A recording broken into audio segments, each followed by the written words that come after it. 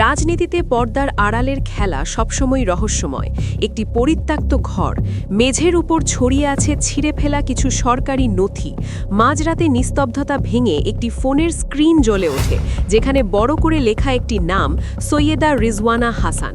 বাইরে থেকে যাকে মনে হয় পরিবেশের অতন্ত্র প্রহরী, আইনের ধারক, তাঁরই ড্রয়িং রুমের বদ্ধ দরজার ওপাশে কি চলছিল দেশ দখলের কোনো ভয়াবহ মাস্টার প্ল্যান। মুক্তিযুদ্ধের ইতিহাসের অন্ধকার গলি থেকে শুরু করে বর্তমানের ইলেকশন ইঞ্জিনিয়ারিং, সবই কি ছিল একটি সুপরিকল্পিত নীল নকশা? আজ আমরা উন্মোচন করব এমন এক রহস্য যা শুনলে আপনার পায়ের নিচ থেকে মাটি সরে যাবে। ক্ষমতার অলিন্দে বসে কারা খেলছিল দাবার চাল? সাধারণ মানুষের ভোটাধিকার কি তবে স্রেফ এক সাজানো নাটক ছিল?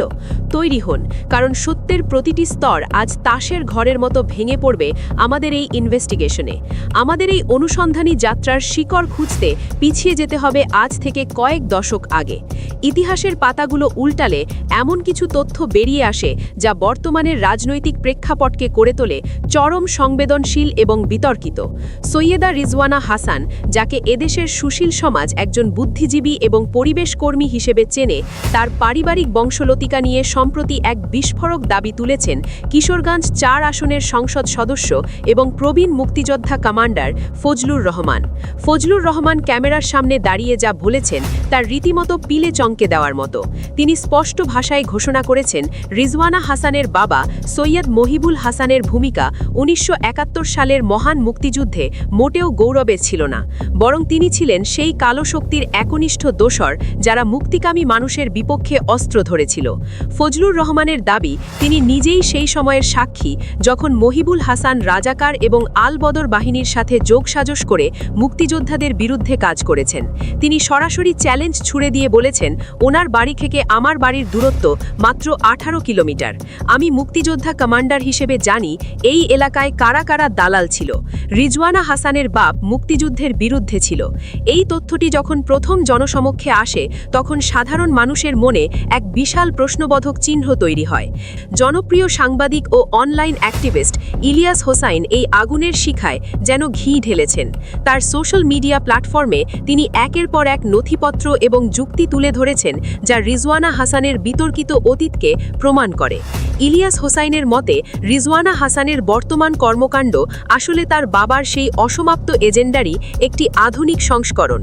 এটি কি কেবলই একটি ব্যক্তিগত আক্রমণ, নাকি এর পেছনে লুকিয়ে আছে কোনো গভীর পর্দার আড়ালের ষড়যন্ত্র যা বাংলাদেশকে আবারও সেই অন্ধকার সময়ের দিকে ঠেলে দিতে চায়? এই রহস্যের জট যত খুলছে, ততই সাধারণ মানুষের মনে ঘৃণা ও বিস্ময় দানা বাঁধছে। সম্প্রতি একটি বেসরকারি টেলিভিশন চ্যানেলে এবং পরবর্তীতে প্রথম আলোর সাক্ষাৎকারে রিজওয়ানা হাসান এমন কিছু শব্দ উচ্চারণ করেছেন যা বাংলাদেশের গণতান্ত্রিক ভিত্তিতে তছনছ করে দেওয়ার জন্য যথেষ্ট। তিনি অত্যন্ত গর্বের সাথে দাবি করেছেন যে তার দায়িত্ব পালনকালে তিনি এবং তার সমমনা শক্তিরা একটি নির্দিষ্ট আদর্শিক গোষ্ঠীকে, অর্থাৎ জামায়াতকে, মেইনস্ট্রিম বা মূলধারার রাজনীতিতে আসতে দেননি। রিজওয়ানা হাসানের আত্মবিশ্বাসী উচ্চারণ কি তবে কোনো ডিপ স্টেট বা অধ্যস্য শক্তির ইশারায় ছিল? এই কৌশলের পেছনে কি কোনো আন্তর্জাতিক থিঙ্ক ট্যাঙ্ক কাজ করছে, নাকি এটি কেবলই রিজওয়ানা হাসানের ব্যক্তিগত জিঘাংসা? যখন কোনো উপদেষ্টা বলেন যে তারা কাউকে রাজনীতিতে জায়গা দেবেন না, তখন বুঝতে হবে গণতন্ত্রের কফিনে শেষ পেরেকটি মারা হয়ে গেছে। এটি কোনো মুখ ফসকে বের হওয়া কথা নয়, বরং এটি ছিল এক গভীর নীল নকশা যা বাংলাদেশকে একটি নির্দিষ্ট ব্লকের পদানত করে রাখতে চায়। রিজওয়ানা হাসানের বিরুদ্ধে সবচেয়ে বড় এবং সাংঘাতিক অভিযোগটি এনেছেন জামায়াত নেতা ও ঢাকা ১৭ আসনের প্রার্থী ডাক্তার এস.এম. খালিদুজ্জামান। তিনি অভিযোগ করেছেন যে বিগত নির্বাচনে যখন ভোটের লড়াই চরম উত্তেজনায় পৌঁছেছিল, তখন পর্দার আড়ালে বসে নিয়ন্ত্রিত হচ্ছিল ফলাফল। ঢাকা ১৭ আসনে যখন দাড়িপাল্লা প্রতীক নিয়ে জামায়াত প্রার্থী বড় ব্যবধানে এগিয়েছিলেন, ঠিক সেই মুহূর্তে একটি রহস্যময় ঘটনা ঘটে। বিকেল গড়িয়ে সন্ধ্যা নামতেই খবর আসে যে ৫০টি কেন্দ্রের ভোট গণনা এখনও বাকি। অথচ নির্বাচন কমিশনের কোনো আনুষ্ঠানিক ঘোষণা ছাড়াই রিজওয়ানা হাসানের প্রত্যক্ষ বা পরোক্ষ নির্দেশনায় থাকা মিডিয়া সেল হঠাৎ করেই ধানের শীষ প্রতীকের প্রার্থীকে বিজয়ী ঘোষণা করে দেয়। এই আগাম ঘোষণা কেবল জনগণের মধ্যে বিভ্রান্তিই ছড়ায়নি, বরং ভোট গণনার পুরো প্রক্রিয়াকেই প্রভাবিত করেছে। খালিদুজ্জামান তার ফেসবুক পোস্টে প্রশ্ন তুলেছেন, কেন এবং কার নির্দেশে নির্বাচন কমিশনকে তুচ্ছজ্ঞান করে এই ধরনের ঘোষণা দেওয়া হলো? এটি কি স্রেফ মিডিয়ার অতি উৎসাহ ছিল, নাকি এর পেছনে ছিল কোনো সুনিপুণ ইলেকশন ইঞ্জিনিয়ারিং? এই ঘটনার পর রিজওয়ানা হাসান নিজেই যখন টিভিতে স্বীকার করেন যে তারা নির্দিষ্ট শক্তিকে ক্ষমতায় আসতে দেননি, তখন জামায়াত নেতারা দাবি করেন যে তিনি আসলে নিজের অপরাধের রাজসাক্ষী হয়ে গেছেন। এই অভিযোগ সত্য প্রমাণিত হলে এটি হবে বাংলাদেশের নির্বাচনী ইতিহাসের অন্যতম বড় জালিয়াতি। আজ জনমনে প্রশ্ন, সেই রাতের সেই অন্ধকারে কত হাজার মানুষের রায়কে হাইজ্যাক করা হয়েছিল? এই মাস্টারমাইন্ডের পরিকল্পনা কত দূর পর্যন্ত বিস্তৃত ছিল? বন্ধুরা, ক্ষমতার এই অন্ধকার গলিপথ এবং পর্দার আড়ালের ভয়ঙ্কর সত্যগুলো আমরা প্রতিনিয়ত আপনাদের সামনে নিয়ে আসছি। আমাদের এই অনুসন্ধানী প্রতিবেদনের পরবর্তী অংশে আমরা এমন কিছু তথ্য ফাঁস করব যা শুনলে আপনার পায়ের নিচ থেকে মাটি সরে যাবে।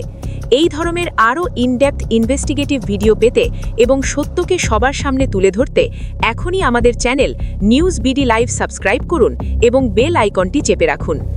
আমাদের অনুসন্ধানের সবচেয়ে স্পর্শকাতর অংশটি হল রিজওয়ানা হাসানের স্বামী আবু বক্কর সিদ্দিকের অপহরণের ঘটনা। 2014 সালের সেই রহস্যময় অপহরণ এবং কয়েকদিন পর তার নাটকীয় ফিরে আসা আজও দেশবাসীর মনে এক অমীমাংসিত ধাঁধা হয়ে আছে। সেই সময় তৎকালীন আওয়ামী লীগ সরকারের সাথে রিজওয়ানা হাসানের এক অদৃশ্য সমঝোতার কথা শোনা গিয়েছিল। অভিযোগ রয়েছে নিজের ব্যক্তিগত ও পারিবারিক সুরক্ষা নিশ্চিত করতে এবং তৎকালীন সরকারের সুনজরে থাকতে তিনি নিজেই এই অপহরণ নাটক সাজিয়েছিলেন। মাত্র 300 টাকা নিয়ে সিএনজিতে করে ফিরে আসা এবং অপহরণদের কোনো হদিশ না পাওয়া, এই গোটা গল্পটি কি একজন সাধারণ মানুষের কাছে বিশ্বাসযোগ্য মনে হয়? এটি কি কেবলই একটি পারিবারিক নাটক ছিল, নাকি এর পেছনে ছিল তৎকালীন গোয়েন্দা সংস্থাগুলোর কোনো কারসাজি?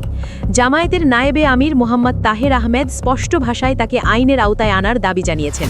বাইতুল মোকাররমের সামনে অনুষ্ঠিত বিক্ষোভ থেকে আসা হাজারো মানুষের কণ্ঠস্বর একটিই বার্তা দিচ্ছে, যিনি দেশের মানুষের সাথে প্রতারণা করেছেন, মিথ্যার উপর ভিত্তি করে নিজের কেরিয়ার গড়েছেন, তাকে বিচারের মুখোমুখি হতেই হবে। রিজওয়ানা হাসানের এই প্রতিটি বিতর্কিত অধ্যায় আজ জাতির সামনে এক একটি প্রশ্নচিহ্ন। তার বিরুদ্ধে ওঠা প্রতিটি অভিযোগের যদি সুষ্ঠু তদন্ত হয়, তবে কি বেরিয়ে আসবে আরও বড় কোনো অন্ধকার সত্যি? রিজওয়ানা হাসানের এই কর্মকাণ্ডগুলোকে কেবল ব্যক্তিগত একক বিচ্ছিন্ন ঘটনা হিসেবে দেখলে ভুল হবে। এর গভীরে রয়েছে জটিল ভূ রাজনৈতিক হিসেব নিকাশ। ডক্টর ইউনূসের আন্তর্জাতিক ইমেজ এবং তার উন্নয়নমূলক দর্শনের আড়ালে কি একদল অতি বামপন্থী বা অতি লিবারেল শক্তি নিজেদের এজেন্ডা বাস্তবায়ন করছে?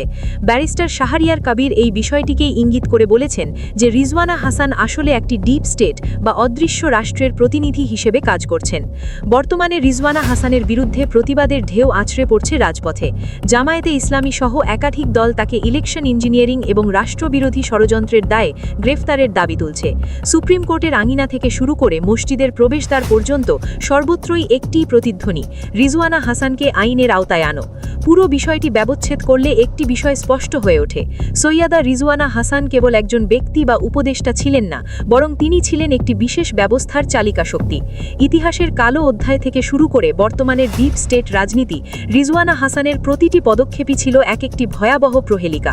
আমাদের শেষ প্রশ্ন আপনার কাছে, যে উপদেষ্টা নিজেই জনগণের রাজনৈতিক অধিকার কেড়ে নেওয়ার কথা গর্ব করে বলেন, তাকে কি আধুনিক রাষ্ট্রের ধারক বলা যায়, নাকি তিনি নিজেই ছিলেন একটি সুদূর প্রসারী আন্তর্জাতিক ষড়যন্ত্রের দাবার সবচেয়ে গুরুত্বপূর্ণ খুঁটি?